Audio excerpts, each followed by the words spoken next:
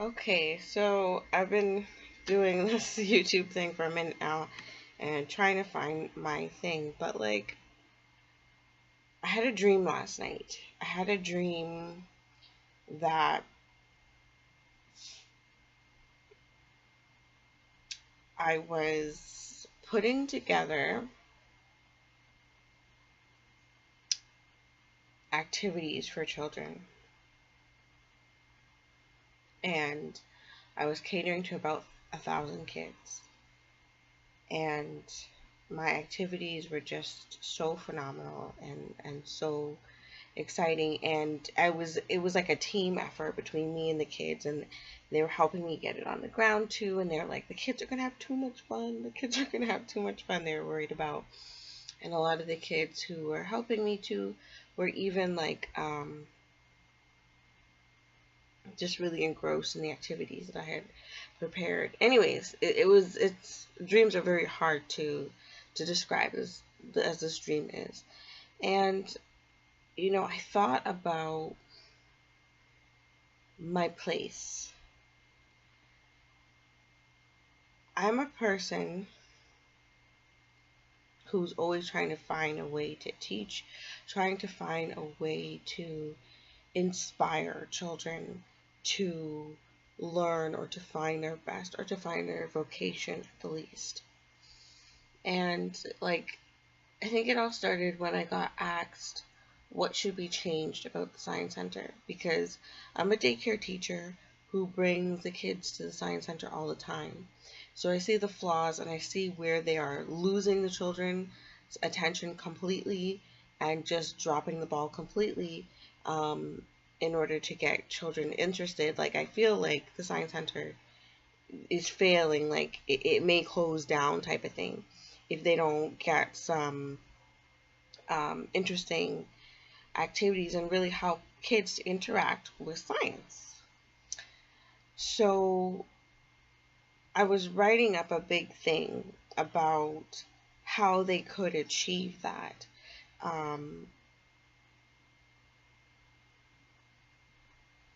The way they have it right now is more like a museum than an interactive place.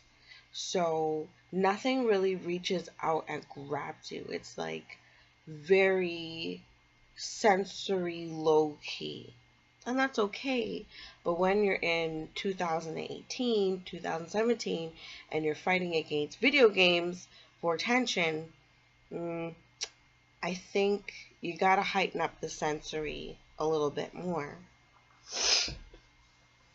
So, just that being said about the myriad of things that needed to definitely be changed at the Science Center. My home has been a little bit of a science center, I guess you could call it. There's times when I change around my place a lot, where there's times where I have the trampoline in the bathroom so that we could spring out of bed, spring into the shower, trying to get my teenage son, to take the shower and spring out and to do more exercise. Obviously, trampolining is one of the best exercises you can do. So, other things, just different things that I've done educationally.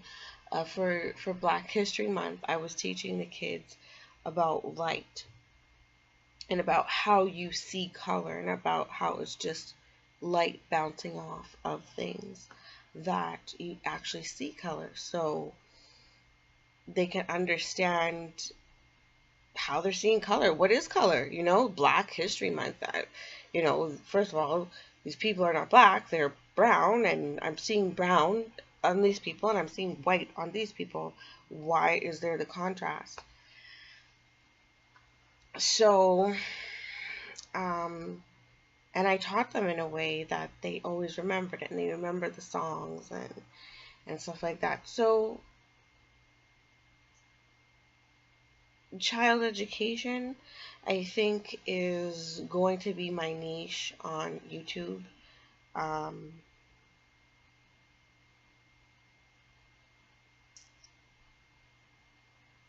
you know, that is my joy, and that is something that I think I'm definitely really into. All this time I've been trying to get into psychology and trying to, like, at the university that I go to, they pick a handful of people to go through the program. So that you do all the courses, but you really want to get like high 90s in all these classes because you're competing, because they're going to pick like 60 people from the program, like all the competitive people from the program. You have to get like really high marks, like you have to have a killer GPA. So you can go through all of the psychology courses, but if you don't have a killer GPA, they will not give you the major, and you'll find yourself in want for something to um, for a major to graduate with when you're trying to graduate. So you're gonna have to like go back to ground one kind of thing. And this is the problem. Like, I've been trying to get my my marks up there pretty high with the rest of them, but like I'm an older student. I got a lot of excuses. I'm an older student, and I'll just say like I fried my brain a little bit. I'm not as smart as I used to be, and I'm not as smart as the rest of the kids there. And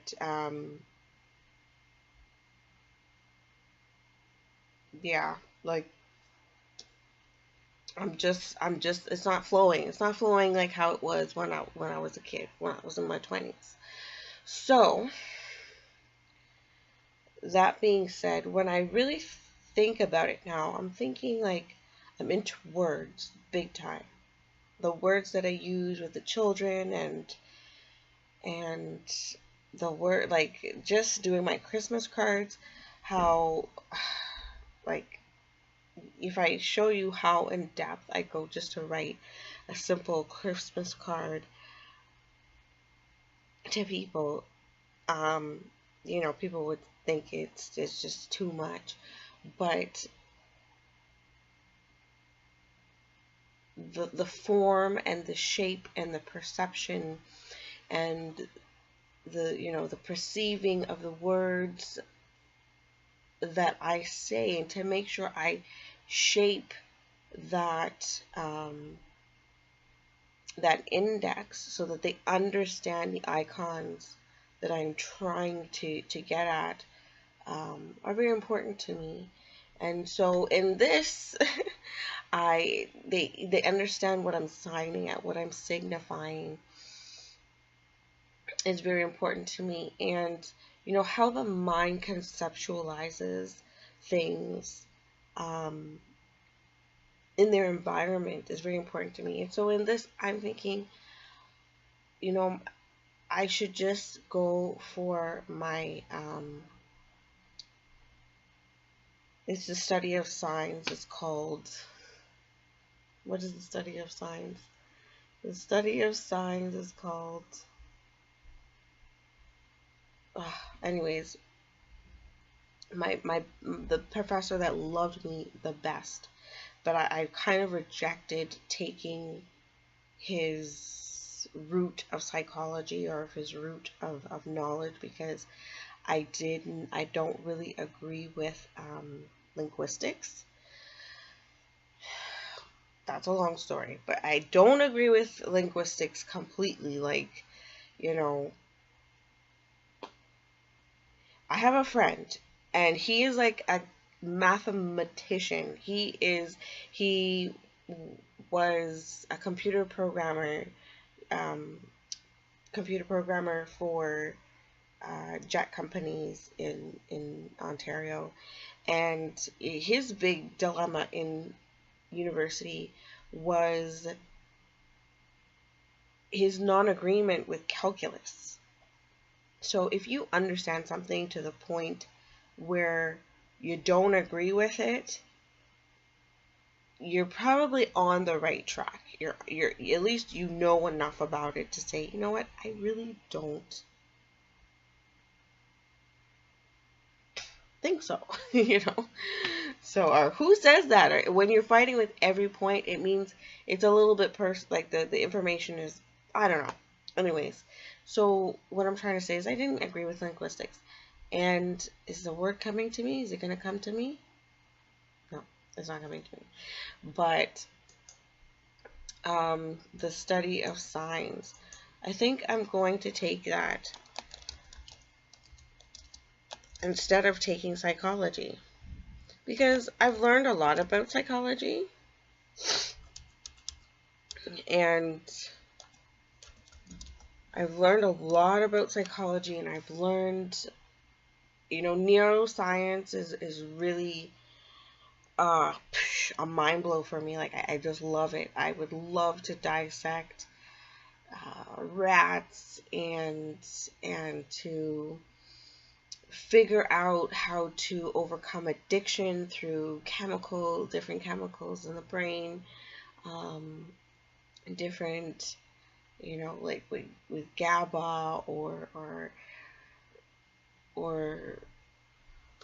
calcium, how to overcome different behaviors through, different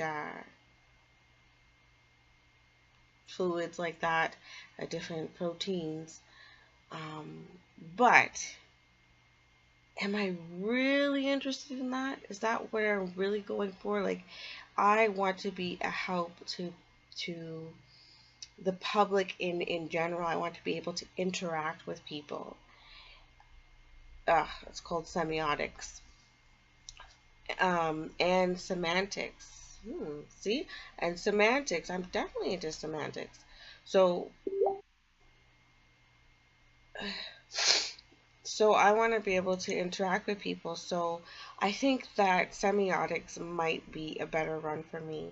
And to construct activities for children through semiotics, using semiotics, that would be pretty intense. Oh yeah, that would be intense. That would definitely be intense. So, you know,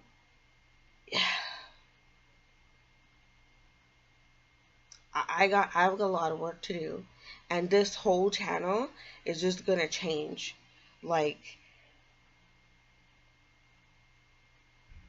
all year, I've been saying a whole bunch of stuff. I've been saying like, oh, I'm gonna do this, I'm gonna do that, I'm gonna do event. I'm gonna do. I was gonna become like an event. What do you call it? Event consultant. You see, I don't even know the name of it. An event consultant, um, to do parties and do events, for people, um, party planning and stuff like that. Because I do a lot of my own parties and stuff like that, and I do a lot of parties, but it's just, you know, my own thing. But like,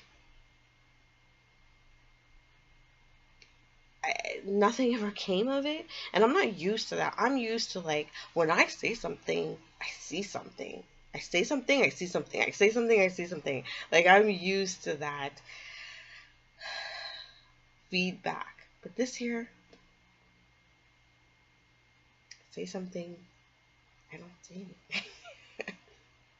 It's just really frustrating me, you know. Or what I see is not what I said, something different. So I'm gonna try really hard in the name of Jesus that, with Jesus' help, that's not gonna happen. I'm going to change my YouTube, and I am going to, and I really have to think about this, because I don't want people teaching my pedagogy. So I have to really think about this, and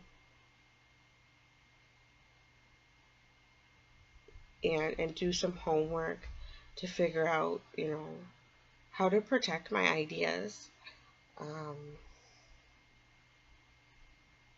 But yeah, so 2018 looks like there's going to be some big change And I'm gonna get to work. I've been pretty lazy this 2017. I was just like scratching my head, like, God, what do you want me to do? Like, what am I gonna do with my life? I'm too tired to do anything. This was a stoner year, total stoner year.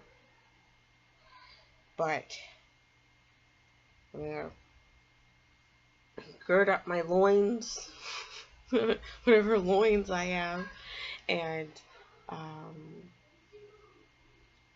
really make this happen. Like, this is definitely a passion for me. Definitely. So, we'll see what happens. Um, I got some people who are like artists and stuff like that who could really help me with a lot of the programs that I want to make, and with semiotics in my pocket, um, and the psychology that I've taken so far, great. Maybe I'll take a psychology course online or finish psychology there, but I feel like I'm wasting my time and money and energy and my effort. I only have so much hope and faith inside of me to go for so many things. If I waste it on things that are going to bring me to defeat and depression, then I'm not going to have any inspiration or motivation to go for too many things. So um, I think that I'll finish my psychology somewhere else, and all of that psych information will be very valuable to me. For psych, I only have like 2 more courses to go, 2 or 3 more courses that would get my degree, but I would have to get like serious 90s in them. And it's not impossible with psychology. It's just like, because, the reason why I'm saying it's not impossible is because they know me in the psych department. They know me. When they see me, they're like, "Hi, Michelle." One of the few black people, okay? Probably that's one of the reasons why they know me, and because I bother them quite often trying to figure out how I can get my degree. And, they warn me and they tell me, you gotta get like 100%. You gotta get 100%. We choose people who get 100%. So, is it impossible to get 100%? Obviously, some people get 100%. It's not impossible, but like, what's the likelihood of me getting 100%? And I don't want to put myself down, but I want to be realistic. So, a lot of babbling going on. And I like philosophy. I've spent this entire year just watching philosophy. I'm part of every philosophy podcast, YouTube, whatever. Like, I'm in that.